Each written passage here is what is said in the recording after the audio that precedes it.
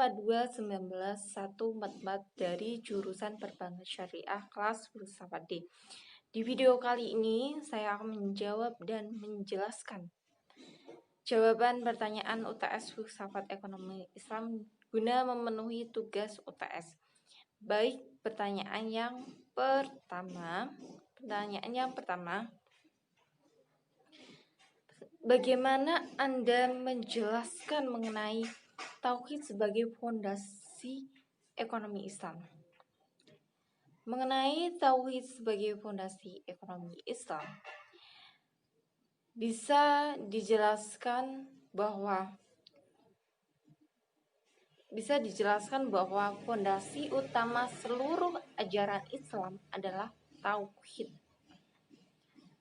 Tauhid menjadi dasar seluruh konsep dan aktivitas umat Islam, baik ekonomi, politik, sosial, maupun budaya.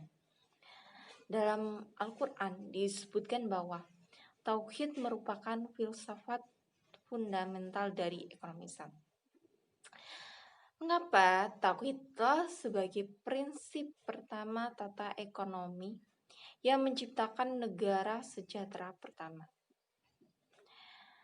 Dan Islamlah yang melembagakan sosialis pertama dan melakukan lebih banyak keadilan. Selanjutnya, pertanyaan yang kedua ini menyangkut ontologi, epistemologi, dan aksiologi. Pertanyaannya, apa itu ontologi, epistemologi, dan aksiologi? Dan bagaimana kaitan ketiganya dengan ekonomi Islam? Jawabannya, yang pertama bisa dijelaskan ontologi. Ontologi adalah ilmu pengetahuan yang meneliti segala sesuatu yang ada. Yang kedua, epistemologi. Epistemologi adalah ilmu yang membahas tentang teori, sedangkan aksiologi adalah kajian tentang nilai ilmu pengetahuan.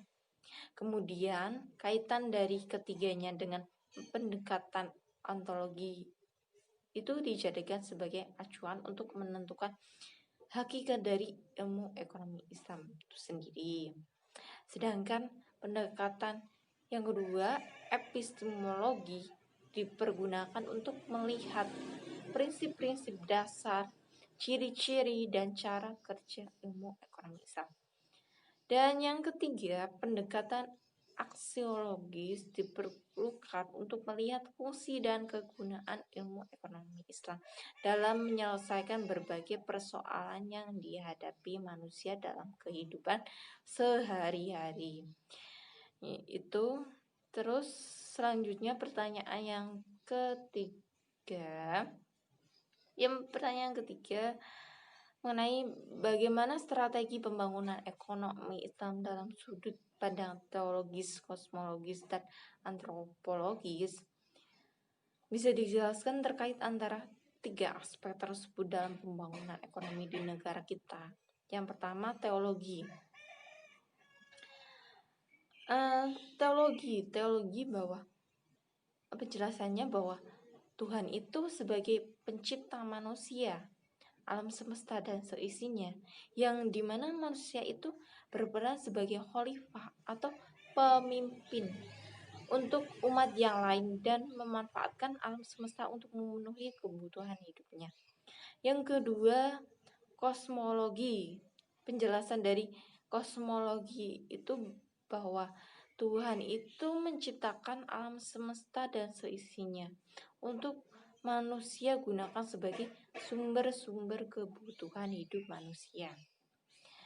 Yang dimana ketika manusia dalam memanfaatkan SDA atau sumber daya alam harus sesuai dengan kebutuhan yang terpenting terlebih dahulu atau prioritas sesuai dengan ajaran Islam dan tidak menimbulkan mafsadah atau kerusakan untuk orang lain dan sekitarnya.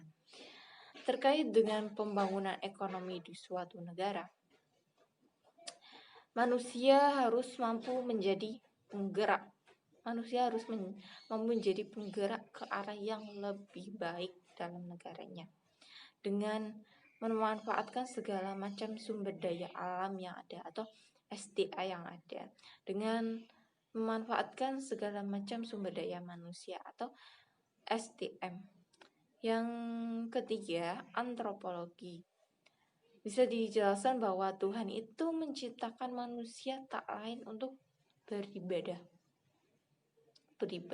kepadanya. Menciptakan manusia untuk beribadah kepadanya. Di samping ia beribadah kepada Tuhannya, ia juga membutuhkan bantuan atau pertolongan manusia yang lain untuk saling tolong-menolong, saling melengkapi satu sama lain, dan untuk memenuhi kebutuhan hidupnya yang sesuai dengan ajaran Islam, tidak menyimpang dari ajaran agama. Terkait dengan pembangunan ekonomi di suatu negara, manusia juga harus mampu menjadikan negaranya kepada pembangunan ekonomi yang baik, berkualitas, dan berkelanjutan. Salah satu caranya dengan membentuk manusia-manusia yang berkualitas melalui jalur pendidikan.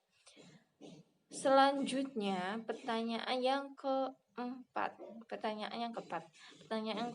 dalam kaitan teologi, antropologi, dan kosmologi. Pertanyaannya, apa yang membedakan sistem ekonomi Islam dengan ekonomi konvensional? Bisa saya jelaskan. Yang pertama, ekonomi Islam adalah suatu ekonomi berdasarkan pada ketuhanan. Ada suatu perbedaan pokok di dalam paradigma antara ekonomi Islam dan ekonomi konvensional. Yang pertama, ekonomi yang konvensional memandang suatu ilmu pengetahuan sebagai sesuatu yang sekurer. Sementara ekonomi Islam dibangun bisa didasarkan pada prinsip religius atau seperti keislaman, prinsip yang keislaman. Dan perbedaan mendasar lainnya yaitu keuntungan ekonomi Islam bagi hasil, atau bisa dikatakan pengambilan keuntungannya dari presentasi pendapatan. Sedangkan ekonomi konvensional yaitu didapatkan dari bunga, atau bisa diartikan pengembalian keuntungan dari presentasi modal ekonomi Islam. Presentasi modal. Terus ekonomi Islam sistem pertukarannya dituntun oleh etika Islam. Sedangkan ekonomi konvensional sistem pertukarannya dituntun oleh kekuatan pasar. Selanjutnya pertanyaan yang terakhir atau pertanyaan yang kelima, dalam strategi pembangunan ekonomi yaitu bekerja, berinfak, sedekah, wakaf, zakat menjadi salah satu aspek yang sangat penting dalam mengatasi masalah-masalah ekonomi. Bagaimana Anda menjelaskan tentang hal ini? Dalam strategi pembangunan ekonomi yaitu bekerja, berinfak, sedekah, zakat, wakaf menjadi salah satu aspek yang sangat penting dalam mengatasi masalah-masalah. Mengapa? Karena zakat, infak, sedekah, dan wakaf adalah bentuk ajaran Islam yang mengajak manusia untuk peduli terhadap sesama. Keempat filantropi, zakat, infak, sedekah, dan wakaf ini memiliki persamaan. Persamaannya yaitu sama-sama bernilai ibadah dan meningkatkan solidaritas antar umat. Kemudian keempatnya memiliki peran penting dalam pemberdayaan umat, yakni dengan mendayagunaan dana filantropi. Dana filantropi dapat meminimalisir ketimpangan perekonomian masyarakat, mengatasi kemiskinan, dan meminimalisir pengangguran yang mungkin menimbulkan keresahan dalam masyarakat sendiri, sehingga terwujudlah masyarakat yang tentram, makmur, dan sejahtera. Oke, sekian video jawaban UTS Filsafat Ekonomi Islam dari saya. Jika dalam penjelasan jawaban dari saya yang beribet-ribet atau kurang dimengerti,